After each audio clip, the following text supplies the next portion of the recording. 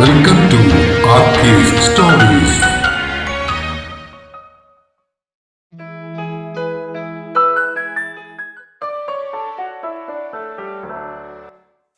താളം ഭാഗം 43.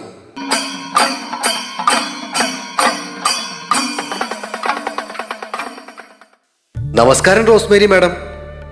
വരാന്തയിലേക്ക് കയറിയ മാനേജറുടെ കൈ കൂപ്പിക്കൊണ്ടുള്ള ആ സംബോധന കേട്ട് റോസ് വാ പൊളിച്ചു. ഒരു വേള അയാൾ മനഃപൂർവ്വം തന്നെ കളിയാക്കുകയാണോ എന്നും അവൾ സംശയിച്ചു. മാഡത്തിന് എന്നെ മനസ്സിലായോ? ഞാൻ തോമസ്, SBTയിലെ മാനേജറാണ്. ഇത് നന്ദകുമാർ, അസിസ്റ്റന്റ് മാനേജർ. തന്നെയൊക്കെ മരിച്ചാലും ഞാൻ മറക്കോടോ. ഒരു പ്രാവശ്യം ലോണിന്റെ അടവ് മുടങ്ങിയതിന് എന്റെ വായിന്ന് കേട്ടോന്നും ഞാൻ ഇപ്പോഴും മറന്നിട്ടില്ല. മനസ്സിൽ അയാളെ സ്മരിച്ചുകൊണ്ടാണ് പരിചയപ്പെടുത്തിയപ്പോൾ അവൾ തലയാട്ടിയത്. എന്താണ് സാർ പതിവില്ലാതെ ഇങ്ങോട്ട്? ലോണിന്റെ ബാക്കിയൊന്നും ഇനി അടക്കാനില്ലല്ലോ. വാതിലിന് വട്ടം നിന്നുകൊണ്ടാണ് അവൾ ചോദിച്ചത്. അയ്യോ, അതിനൊന്നുമല്ല. അയാൾ തിരിഞ്ഞ് പിന്നിൽ നിന്നിരുന്ന നന്ദകുമാറിനെ നോക്കി. നന്ദ, മാഡം പറഞ്ഞത് കേട്ടോ? ഛോ, പിന്നിൽ നിന്നും നന്ദകുമാറും അവളെ നോക്കി കൈകൂപ്പി. മാഡം, ഞങ്ങളെ കളിയാക്കരുത്. റോസ് മുഖം ചുളിച്ചങ്ങനെ നിന്നു. മാഡത്തിന്റെ അക്കൗണ്ടിലേക്ക് ഇന്ന് കുറച്ച് കാശ് വന്നിട്ടുണ്ടല്ലോ, അതേക്കുറിച്ച് സംസാരിക്കാൻ വന്നതാ ഞങ്ങള്. സംസാരം വീണ്ടും തോമസ് ഏറ്റെടുത്തു. അതിനെന്തേലും പ്രശ്നമുണ്ടോ? അവൾ ചോദിച്ചു. എന്തു പ്രശ്നം? ഒരു പ്രശ്നവുമില്ല മാഡം. അയാൾ അല്പം കൂടി മുന്നോട്ട് കയറി നിന്നിട്ട് അവളുടെ കഴുത്തിന് മുകളിൽ കൂടി അകത്തേക്കൊന്ന് എത്തി നോക്കി. മാഡം, വിരോധമില്ലെങ്കിൽ നമുക്ക് അകത്തിരുന്ന് സംസാരിക്കാം. വരൂ. അവരെ അകത്തേക്ക് ക്ഷണിച്ചുകൊണ്ട് അവൾ വഴി ഒഴിഞ്ഞു നിന്നു. ഇരിക്കൂ.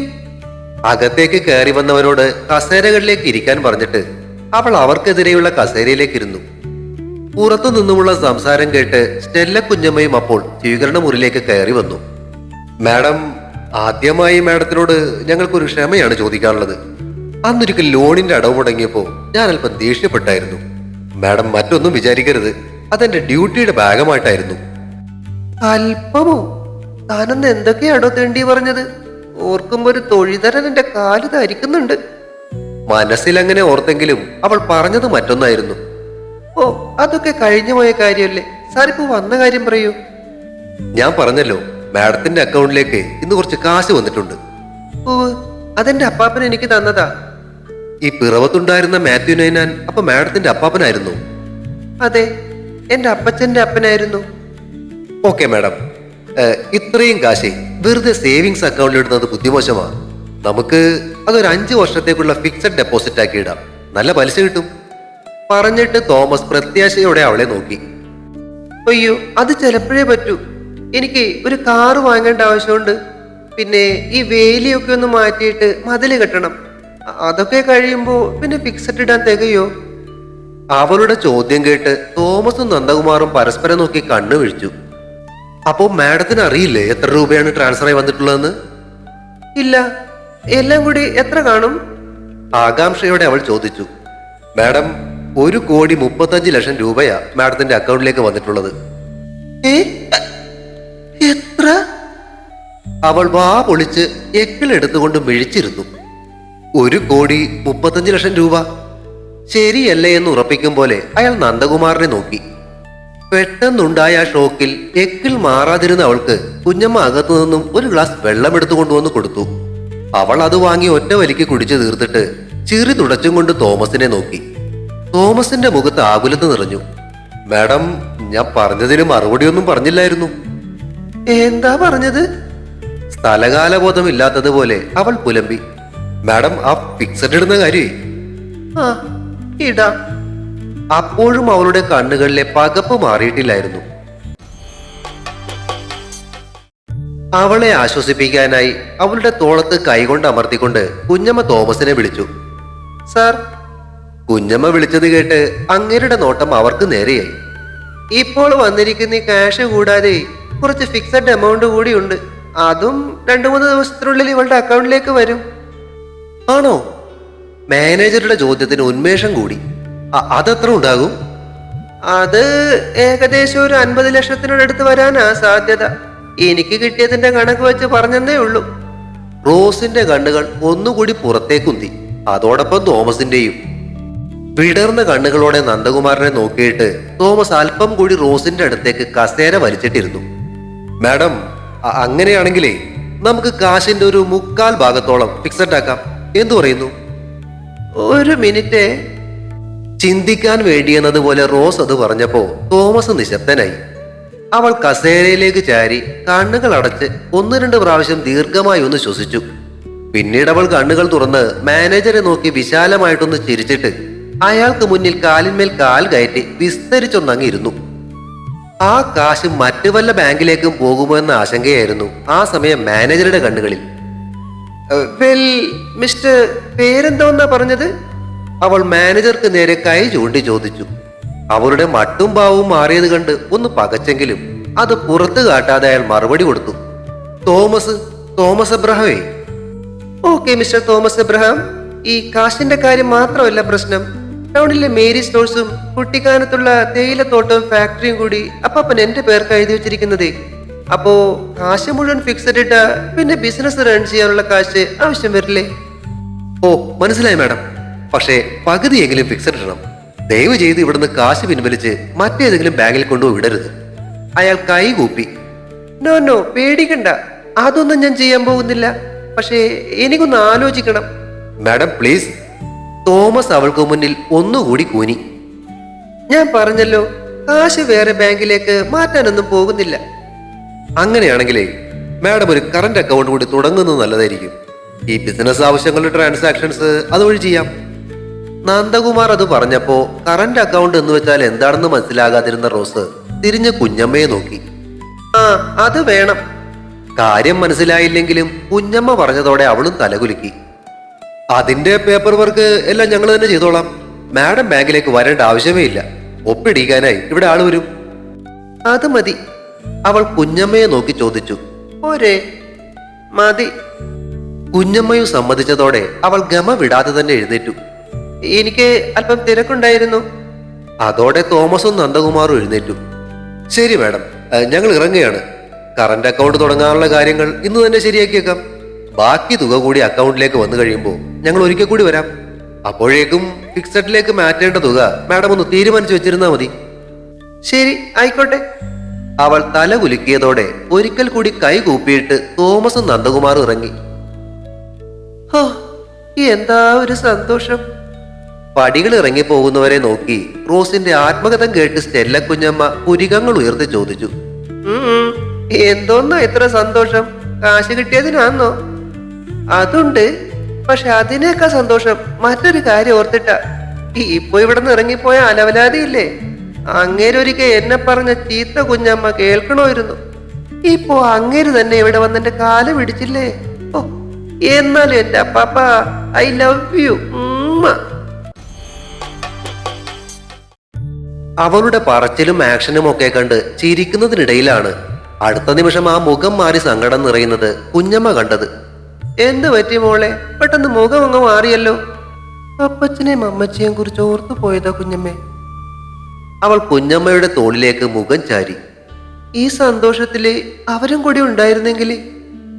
കുഞ്ഞമ്മ അവളുടെ മുടിയിലും മുതുകിലും തലോടി ആശ്വസിപ്പിക്കാൻ ശ്രമിക്കുമ്പോഴാണ് സേതുവിന്റെ SD ബൈക്കിന്റെ ശബ്ദം അവർ കേട്ടത്. തുറന്നിട്ട ഗേറ്റിൽ കൂടി അകത്തേക്ക് കയറി വരുന്ന ബൈക്ക് കണ്ട് റോസ് കണ്ണുകൾ തുടച്ചു. വക്കീൽ വിളിച്ചിരുന്നു. കയറി വന്നപാടെ സേതു പറഞ്ഞു. ഞാൻ വക്കീൽ സാറിനെ അങ്ങോട്ട് വിളിച്ചിരുന്നു. നാളെ കാലത്ത് 9 മണിക്ക് ആ സൂപ്പർ മാർക്കറ്റിലേക്ക് ചെല്ലാനാ പറഞ്ഞിരിക്കുന്നേ. ഓഹോ, ഫോൺ കണക്ഷൻ കിട്ടിയോ? കിട്ടി. ആ നമ്പർ ഒന്ന് എഴുതി തന്നേക്കൂ, അവൻ പറഞ്ഞു. നാളെ പോകുന്ന കാര്യത്തെക്കുറിച്ച് സംസാരിക്കാനാ ഞാൻ വന്നത്. നാളെ തന്നെ അവിടുത്തെ ചാർജ് എടുക്കാനല്ലേ വക്കീല് പറഞ്ഞത്? ഏതെങ്കിലും ജോൽസിനെ കണ്ട് സമയോ വല്ലതും നോക്കണോ? റോസ് അത് കേട്ട് ചിരിച്ചു. അതൊന്നും വേണ്ട സേതുവേട്ടാ. ഞങ്ങള് ക്രിസ്ത്യാനികൾക്ക് അങ്ങനെ സമയമൊന്നും നോക്കേണ്ട കാര്യമില്ല. പോകും മുന്നേ പള്ളിയിൽ കയറി ഒന്ന് പ്രാർത്ഥിക്കണം, അതേ വേണ്ടു. അതുകൂടാതെ ദേവനോട് ഞാൻ പ്രാർത്ഥിക്കുന്നുണ്ട്, അതൊക്കെ ധാരാളം മതി. ശിവൻ കൂടി വന്നിട്ട് കടയിലേക്കും കുട്ടിക്കാനത്തേക്കും പോകണമെന്നായിരുന്നു ഞാൻ കരുതിയിരുന്നത്. താല്പര്യമില്ലായ്മ കൊണ്ടാണോ അവൻ അങ്ങനെ പറഞ്ഞതെന്നോർത്ത് റോസിന്റെ മുഖം മങ്ങി. സേതുവേട്ടാ, അവര് വരികയോ വരാതിരിക്കുകയോ ചെയ്തോട്ടെ, പക്ഷെ അവരെ ഏൽപ്പിച്ചിട്ട് സേതുവേട്ട മാറിക്കളയരുത്. ഇല്ലെന്നേ, ഞാൻ പറഞ്ഞല്ലോ. പക്ഷെ അവൻ കൂടി ഉണ്ടായിരുന്നെങ്കിൽ നന്നായിരുന്നേനെ. ആ, അതത്ര താല്പര്യമില്ലാത്ത മട്ടിൽ ചുമലുകൾ ചലിപ്പിച്ചുകൊണ്ട് റോസ് പറഞ്ഞു. അപ്പാപ്പന്റെ കാശ് അക്കൗണ്ടിലേക്ക് വന്നിട്ടുണ്ട്. ബാങ്കിന്റെ മാനേജർമാര് ഇപ്പൊ വന്നിട്ടങ്ങ് പോയതേ ഉള്ളൂ. ഉവ്, ഞാൻ കണ്ടായിരുന്നു. ബാങ്കിലേക്ക് വന്ന കാശ് ഫിക്സഡ് ഇടുന്നതിനെ കുറിച്ച് സംസാരിക്കാനാ വന്നത്. ആണോ? എത്ര രൂപയുണ്ട്? അവൻ ചോദിച്ചു. 1,35 രൂപ. അത് പറഞ്ഞപ്പോ അവളുടെ ശബ്ദത്തിന്റെ പേസ് ഒന്നുകൂടി. അത് കേട്ട് സേതുവിന് ചിരി വന്നു. അതൊരു വലിയ തുകയാണല്ലോ റോസമ്മോ. അതെ, ഇപ്പൊ ഈ റോസമ്മയും ഒരു മുതലാളിയാ സേതുവേട്ടാ. ചുരിദാറിന്റെ കോളറിൽ പിടിച്ചു പൊക്കി അവൾ ഗമ കാട്ടി. ആ, എന്ന് കരുതി അതെല്ലാം കൂടി ഒറ്റയടിക്കങ്ങ് തീർത്തേക്കരുത്. ഞാനേ കരിമ്പനക്കാട്ട് ജോസഫ് മാത്യുവിന്റെ മോളാ. ഓ, സമ്മതിച്ചേ. ആ കാശ് മുഴുവനും സേവിങ്സിൽ തന്നെ ഇടേണ്ട കാര്യമില്ല. കടയിലെയും പിന്നെ ഫാക്ടറിയിലെയും കാര്യങ്ങളൊക്കെ നോക്കിയിട്ട് തീരുമാനിക്കാം എത്ര ശതമാനം ഫിക്സഡ് ഇടണമെന്നത്. ഞാനും അത് തന്നെ ഓർത്തത്. ആ, എങ്കിലേ ഞാൻ ഇറങ്ങിക്കോട്ടെ. അവിടെ കടയിലെ കാശിയപ്പം മാത്രമേ ഉള്ളൂ. നമുക്ക് നാളെ കാലത്ത് ഒരു 8:30 മണിയാകുമ്പോൾ ഇവിടുന്ന് ഇറങ്ങാം. സേതുവേട്ടാ, പിന്നെ ഒരു കാര്യം കൂടിയുണ്ട്. ഇറങ്ങാൻ തുടങ്ങുകയായിരുന്ന അവൻ അത് കേട്ട് തിരിഞ്ഞു നിന്നു. നമുക്കേ ഒരു അംബാസഡർ കാറ് ബുക്ക് ചെയ്യണം. അതെവിടെ കിട്ടും? എറണാകുളത്ത് പോകാം. അവിടെ മരക്കാർ മോട്ടോഴ്സ് ഉണ്ട്. ബുക്ക് ചെയ്താൽ ഒരു 4-5 ദിവസത്തിനുള്ളിൽ കിട്ടുമായിരിക്കും. എങ്കിലും നമുക്ക് നാളെ അവിടെയും കൂടി പോയാലോ? ഓ, പിന്നെന്താ, പോകാം. സമ്മതിച്ചും കൊണ്ടവൻ പടികൾ ഇറങ്ങി. സേതുവിന്റെ ബൈക്ക് ഗേറ്റ് കടന്നു പോകുന്നത് നോക്കി അവൾ വാതിൽക്കൽ നിന്നു. അങ്ങനെ റോസ്മേരി മാഡം ആയി അല്ലേ മോളെ? പിന്നിൽ നിന്നും കുഞ്ഞമ്മ പറഞ്ഞത് കേട്ട് അവൾ തിരിഞ്ഞു നിന്നു. 1-2 പേരുടെ മുന്നിൽ ഒരു 1.5 റോസ്മേരി മാഡം ആകാനുണ്ട് കുഞ്ഞമ്മേ. ബാക്കിയുള്ളവർക്കല്ല നമ്മൾ പഴയ റോസമ്മ തന്നെ. അതും പറഞ്ഞിട്ട് അവൾ കുഞ്ഞമ്മയെ ചേർത്ത് പിടിച്ച് കവിളിൽ ഉമ്മ വെച്ചപ്പോ കുഞ്ഞമ്മ സന്തോഷത്തോടെ ചിരിച്ചു. വൈകുന്നേരം ജോലി കഴിഞ്ഞിറങ്ങുമ്പോ തലേ ദിവസത്തെ ഓർമ്മകൾ ഭയപ്പെടുത്തിയെങ്കിലും ധൈര്യം സംഭരിച്ചാണ് വൃശ്ചിക കടയിൽ നിന്നും ഇറങ്ങി റോഡ് കുറിച്ചു കിടക്കാൻ നിന്നത്. സെക്യൂരിറ്റി നിൽക്കുന്ന പ്രതാപൻ ചേട്ടൻ കൂടെ വന്നു നിന്നപ്പോ അവൾ ഒരു ചോദ്യഭാവത്തോടെ അയാളെ നോക്കി. അവളുടെ നോട്ടത്തിൽ അടങ്ങിയിരുന്ന ചോദ്യം മനസ്സിലാക്കിയ അയാൾ പറഞ്ഞു. മോള് ബസ് കയറി പോകും വരെ കൂടെ നിൽക്കണമെന്ന് രഘുനന്ദൻ സാറ് പറഞ്ഞിരിക്കുന്നതേ. ഓഹോ, അപ്പോ ഇന്നലെ പറഞ്ഞതൊക്കെ ആ കാട്ടുപോത്ത് വെറുതെ പറഞ്ഞതല്ല. അതും ഓർത്തുകൊണ്ട് അവൾ റോഡ് മുറിച്ചു കടന്നപ്പോ പ്രതാപൻ ചേട്ടനും കൂടെ ചെന്നു. വെയിറ്റിംഗ് ഷെഡിലേക്ക് കയറി നിന്നിട്ട് വൃശ്ചിക ടെക്സ്റ്റൈൽസിന് നേർക്ക് നോക്കി. മുകളിലത്തെ നിലയിൽ ഇടതുവശത്തായുള്ള ചില്ല് ജാലകത്തിലൂടെ തന്നെ നോക്കി നിൽക്കുന്ന രഘുനന്ദനെ കണ്ട് അവൾ പുഞ്ചിരിച്ചു. ആ ചിരി തിരികെ ലഭിച്ചില്ലെന്ന് മാത്രമല്ല, അവൻ മുഖം വെട്ടിത്തിരിച്ച് അവിടെ നിന്ന് മാറുകയും ചെയ്തു. അതോടെ മുഖത്തെ ചിരി മാഞ്ഞ് ദേഷ്യം കയറി അവൾ പിറുപിറുത്തു. ഒരു ചിരി വെറുതെ വേസ്റ്റായി. ജോടത്തിണ്ടി. ഇതിപ്പോ 2 വിവാഹങ്ങളും ടൗണിലുള്ള ആ ഓഡിറ്റോറിയത്തിൽ വെച്ച് ഒരുമിച്ച് നടത്തുന്നതിന് ശ്രീധരനും ദാമോദരനും സമ്മതം തന്നെയാ. 2 പേരുടെയും വീടുകളിൽ പന്തിടാനുള്ള സ്ഥലവും ഇല്ലല്ലോ. അർജുന്റെയും പ്രജിത്തിന്റെയും വിവാഹം നടത്തുന്നതിനെ കുറിച്ച് സംസാരിക്കുകയായിരുന്നു ശങ്കരന്മാരാർ. കേൾവിക്കാരായി ഭാര്യയിടത്തുള്ളവർ എല്ലാവരും ഉണ്ടായിരുന്നു. സന്ധ്യ കഴിഞ്ഞ് തറവാടിൽ കൂടിയതായിരുന്നു അവർ. നമുക്കും അതൊരു സൗകര്യം തന്നെയല്ലേ. ഒറ്റയടിക്ക് 2 കല്യാണങ്ങളും കഴിയുമല്ലോ. 2ഉം വെവ്വേറെ ദിവസങ്ങളിലായാ പിന്നെ 2 പ്രാവശ്യം ഓടാൻ നിൽക്കണ്ടേ? അതെ, എനിക്കും ചെറിയമ്മാവന്റെ അഭിപ്രായത്തോട് തന്നെയാ യോജിപ്പ്. അടുപ്പിച്ചുള്ള 2 ദിവസങ്ങളിൽ വെറുതെ ബുദ്ധിമുട്ടുണ്ടല്ലോ. ചെറിയമ്മാവന്റെ അഭിപ്രായത്തോട് സേതുവും യോജിച്ചപ്പോ എന്നാ പിന്നെ അങ്ങനെ തന്നെ ആവട്ടെ എന്നായി ബാക്കിയുള്ളവരും. എങ്കിൽ പിന്നെ ഇനി വേറൊന്നും നോക്കണ്ട, നാളെ തന്നെ പോയി ആ ഹാളങ്ങ് ബുക്ക് ചെയ്യണം. പ്രജിത്തിനെ നോക്കി ശങ്കരന്മാരാർ അത് പറഞ്ഞപ്പോ അവൻ തലയാട്ടി. ആ തിരുവോത്ത പ്രവീണിന്റെ വിവാഹം കഴിഞ്ഞിട്ട് പിറ്റേ ആഴ്ചയിലാ നമ്മുടെ പിള്ളേരുടെ വിവാഹങ്ങളൊന്ന് ഓർക്കണം. അവരുടെ വസ്ത്രമെടുപ്പൊക്കെ കഴിഞ്ഞു. ഇപ്പോഴേ വിവാഹത്തിന്റെ ടെൻഷൻ തുടങ്ങിയതുപോലെയായിരുന്നു ചെറിയമ്മായിയുടെ സംസാരം. വസ്ത്രമെടുപ്പിന് ഇനി അധികം മാറ്റി വയ്ക്കണ്ട. 2 വീട്ടുകാരുടെ അടുത്തും ഈ ആഴ്ച തന്നെ വിളിച്ചങ്ങ് പറഞ്ഞ് നല്ലൊരു ദിവസം നോക്കി പോകാൻ നോക്കിക്കോ. അടുത്ത ആഴ്ച വിഷു ആയി കഴിഞ്ഞാൽ പിന്നെ ഞാറ് നടന്ന തിരക്കാവും. വിഷുവിന്റെ അന്ന് 2 വീട്ടുകാർക്കും വിഷുക്കൈനീട്ടം കൊണ്ടുപോയി കൊടുക്കുന്ന കാര്യവും മറക്കണ്ട. ശങ്കരന്മാരുടെ അഭിപ്രായം ബാക്കിയുള്ളവർ എതിര് പറയാതെ ശരിവെച്ചു. നിനക്ക് കടയിലുള്ളവരെയൊക്കെ വിളിക്കേണ്ടി വരില്ലേ വൃശ്ചി? സേതു വൃശ്ചികയോട് ചോദിച്ചു. വേണം സേതുവേട്ടാ, എല്ലാവരും വരില്ലെങ്കിലും ഒരു 10 പേരെങ്കിലും ഉണ്ടാവും. പറഞ്ഞതുപോലെ അതും വിളിക്കണം, ശങ്കരന്മാരാരും പറഞ്ഞു. പിന്നെ സേതു, നിന്റെ കൂട്ടുകാരനായ ആ ശിവനന്ദനെയും രഘുനന്ദനെയും നീ തന്നെ പോയി വിളിക്കുന്നതാവും നല്ലത്. ശരി അച്ഛാ. ഏട്ടത്തിയുടെ മുഖം എന്താ വല്ലാതിരിക്കുന്നേ? അത്രയും നേരം നിശബ്ദയായിരുന്ന കൗമുദിയോടായിരുന്നു ശങ്കരന്മാരുടെ ചോദ്യം. ദേവിക്ക് വിശേഷം ഉണ്ടെന്ന് ആ വനജ കഴിഞ്ഞ ദിവസം വന്നപ്പോ പറഞ്ഞതാ. കൗമുദിയുടെ വാക്കുകൾക്ക് പിന്നാലെ അവിടെ ആകെ നിശബ്ദമായി പോയി. തറവാട്ടിലെ അടുത്ത തലമുറയിലെ ആദ്യത്തെ സന്തതിയാണ് ജനിക്കാൻ പോകുന്നത്. പ്രശ്നങ്ങളൊന്നുമില്ലാതിരുന്നെങ്കിൽ ഭാര്യയിടത്ത് ആഘോഷത്തിന്റെ ദിവസങ്ങളാകേണ്ടിയിരുന്ന സമയമായിരുന്നു ഇതൊക്കെയും. ശങ്കരന്മാരുടെ അഭിപ്രായം അറിയാനായി അവരുടെ എല്ലാം നോട്ടം അങ്ങേർക്ക് നേരെ നീണ്ടു. ദേവിയുടെയും രമേശന്റെയും പെരുമാറ്റം എന്തു തന്നെ ആയിക്കോട്ടെ, ആ കുഞ്ഞ് ഭാര്യയിടത്തെ സന്തതിയാ. അതിന്റെ വരവ് ആഘോഷമായിട്ട് തന്നെ വേണം. മധുരപലഹാരങ്ങളുമായിട്ട് നാളെ തന്നെ പോകാമെന്ന എന്റെ അഭിപ്രായം. തന്റെ അഭിപ്രായം പറഞ്ഞിട്ട് അതിൽ മറ്റുള്ളവർക്ക് പറയാനുള്ളത് എന്തെന്നറിയാനായി ശങ്കരന്മാരാർ ഓരോരുത്തരെയായി നോക്കി. ആ അഭിപ്രായത്തെ ശരിവെക്കും പോലെ ബാക്കിയുള്ളവർ പരസ്പരം നോക്കിയപ്പോ സേതു ചെറുതായി ഒന്ന് ചുമച്ച് അച്ഛന്റെ ശ്രദ്ധയാകർഷിച്ചു. അതോടെ എല്ലാവരുടെയും നോട്ടം അവന് നേർക്കായി. നിനക്കെന്താ പറയാനുള്ളത്? ശങ്കരന്മാരാർ ചോദിച്ചു. നാളെ എനിക്ക് വരാൻ പറ്റില്ല അച്ഛാ. നാളെ റോസിനൊപ്പം ടൗണിലുള്ള അവളുടെ കടയിലൊന്ന് പോകണം. നാളെ ചെന്ന് ആ കടയുടെ കാര്യങ്ങൾ ഏറ്റെടുക്കാനാ വക്കീല് പറഞ്ഞിരിക്കുന്നത്. അത് കേട്ട് പ്രജിത്തിന്റെയും കൗമുദിയുടെയും മുഖം ചുളിഞ്ഞു. അവർ പരസ്പരം നോക്കി.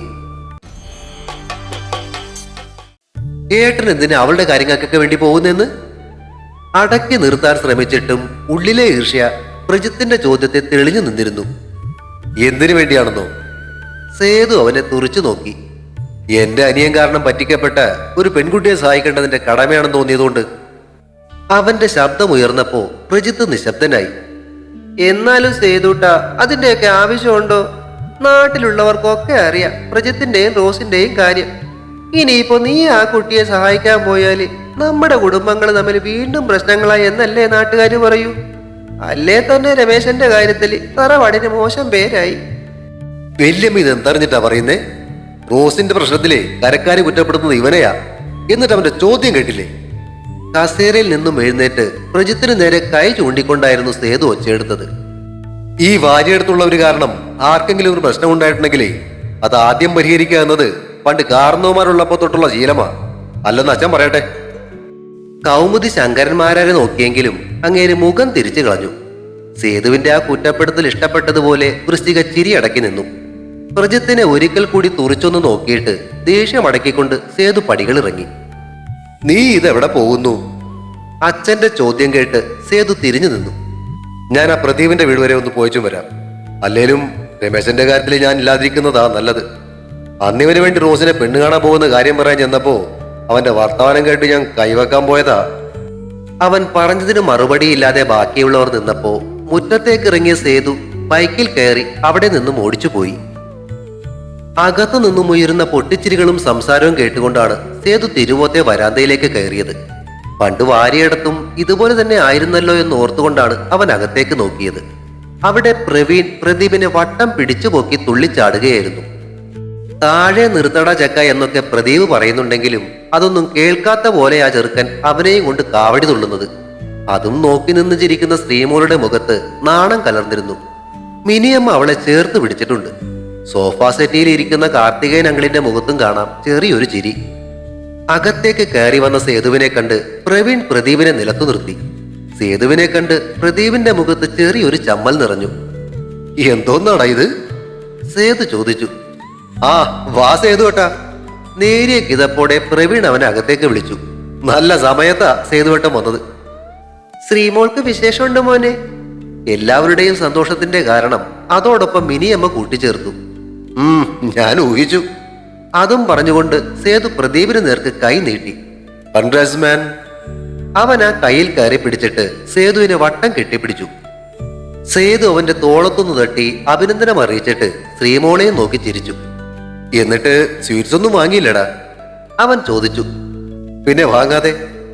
പ്രദീപ് മേശപ്പുറത്തിരുന്ന ലഡുവിന്റെ പാക്കറ്റ് എടുത്ത് സേതുവിന് നേർക്ക് നീട്ടി. ഇന്നാ ക്ലിനിക്കിൽ പോയി ചെക്ക് ചെയ്ത് കൺഫേം ആക്കിയിട്ട് വരുന്ന വഴി വാങ്ങിയതാ. ശ്രീമോളിക്കാര്യം വീട്ടിലേക്ക് വിളിച്ചു പറഞ്ഞായിരുന്നു. ലഡു എടുക്കുന്നതിനിടയിൽ സേതു ചോദിച്ചത് കേട്ട് ശ്രീമോൾ അമ്മയെ നോക്കി. പറഞ്ഞതുപോലെ അത് നേരാന്നല്ലോ. ഈ സന്തോഷത്തിനിടയ്ക്ക് ഞാൻ അതങ്ങ് വിട്ടുപോയി. മിനി ശ്രീമോളോട് പറഞ്ഞു. മോൾ ഇപ്പൊ തന്നെ ഇക്കാര്യം വിളിച്ച് അമ്മയോടങ്ങ് പറഞ്ഞേക്കൂ. അമ്മയുടെ സമ്മതം കിട്ടിയതോടെ ശ്രീമോൾ സന്തോഷത്തോടെ ഫോണിനടുത്തേക്ക് നടന്നു. ഇതോടെ രണ്ടു വീട്ടുകാരും തമ്മിലുള്ള പ്രശ്നങ്ങളൊക്കെ അങ്ങ് തീർന്നാലോ? സേതുവിന്റെ നാക്ക് പൊന്നാവട്ടെ എന്ന് പ്രാർത്ഥിച്ചുകൊണ്ടാണ് ശ്രീമോൾ ഫോണിന്റെ റിസീവർ എടുത്തത്. നാരായണ മേനോൻ അഴിഞ്ഞാലും ആ റിജു ആയുമെന്ന് എനിക്ക് തോന്നുന്നില്ല കേട്ടോ. അവൻ ആളിത്തിരി മുറ്റ. കാർത്തികേയന്റെ അഭിപ്രായം കേട്ട് മിനി അങ്ങേരെ നോക്കി കണ്ണുരുട്ടി. നിങ്ങൾ ആ നാക്കും വായിലിട്ട് ചുമ്മാതിരിക്കുക മനുഷ്യ. നല്ലൊരു സമയത്ത് ദുശകനം പറയല്ലേ. അതോടെ അങ്ങേര് നിശബ്ദനായി. ബാക്കിയുള്ളവരുടെ ശ്രദ്ധ ഫോൺ വിളിക്കുന്ന ശ്രീമോളിലേക്ക് തിരിഞ്ഞപ്പോ പ്രവീൺ ശബ്ദം അടക്കി പിടിച്ച് സേതുവിനോട് ചോദിച്ചു. സേതുട്ടാ, അതെ, ഈ പ്രഗ്നന്റ് ആയിക്കഴിഞ്ഞാല് ശരിക്കും എത്ര മാസം വേണം പ്രസവിക്കാൻ? ഒരു 9 മാസമെങ്കിലും വേണ്ടി വരും. എന്തേ? അതോ? എല്ലാവരുടെയും ശ്രദ്ധ അപ്പോഴും ശ്രീമോളിൽ തന്നെയാണെന്ന് ഉറപ്പ് വരുത്തിയിട്ട് അവൻ മുഖം സേതുവിന്റെ ചെവിക്കരികിലേക്ക് നീട്ടി. പഠിച്ച പണി 18 നോക്കിയിട്ടും ദേവൂട്ടി അങ്ങോട്ട് അടുത്തിട്ടില്ലെന്നേ. അപ്പോ ആ മരത്തിന് വലിഞ്ഞു കയറി ആഞ്ഞിലിച്ചക്ക പറിച്ചത് വെറുതെ ആയോടാ? ചക്ക മുഴുവൻ അവള് തിന്ന്, പക്ഷെ ആ തൊലി വലിച്ചെറിഞ്ഞു കളഞ്ഞതുപോലെയാ ഇപ്പോഴും നമ്മുടെ അവസ്ഥ. നെടുവീർപ്പും ഇട്ടുകൊണ്ടുള്ള അവന്റെ നിൽപ്പ് കണ്ട് സേതുവിന് ചിരി വന്നു. നീ അതിന്റെ വിളഞ്ഞില് പോലെ അങ്ങോട്ട് ഒട്ടി പിടിക്കണ ചക്ക. അതിന് ആഞ്ഞിലി ചക്ക എവിടെയാ സേതു കേട്ടാ വിളഞ്ഞില്? വീണ്ടും ഒരു നെടുവീർപ്പ് കൂടി അവനിൽ നിന്നും പുറത്തേക്ക് വന്നു. ആ, ഇനി ഏട്ടത്തിക്കൊരു കുഞ്ഞുണ്ടായി കഴിയുമ്പോ അത് കണ്ടിട്ടൊരു മോഹം തോന്നിയിട്ടാണേലും അവളൊന്ന് അടുത്താ മതിയായിരുന്നു. അതിനാണോ നീ പ്രസവത്തിന് എത്ര മാസം എടുക്കുമെന്ന് ചോദിച്ചത്? പിന്നല്ലാതെ. കണ്ണും മിഴിച്ചു നിന്ന സേതുവിനെ നോക്കി അവൻ കണ്ണിറുക്കി. തുടരും. താളം അടുത്ത ഭാഗം ഉടൻ പ്രതീക്ഷിക്കുക. സബ്സ്ക്രൈബ് ചെയ്യാത്തവരുണ്ടെങ്കിൽ ദയവായി സബ്സ്ക്രൈബ് ചെയ്ത് സപ്പോർട്ട് ചെയ്യണേ. കഥയ്ക്ക് അഭിപ്രായങ്ങൾ പറയുന്നതിനൊപ്പം കഥയുടെ ലിങ്ക് കഴിയുന്നവർക്കൊക്കെ ഒന്ന് ഷെയർ ചെയ്ത് കൊടുത്തേക്കണേ. കൂടാതെ അഭിപ്രായങ്ങളും ലൈക്കുകളും ഹൈപ്പും നൽകി സപ്പോർട്ട് ചെയ്തേക്കണേ. Thank you.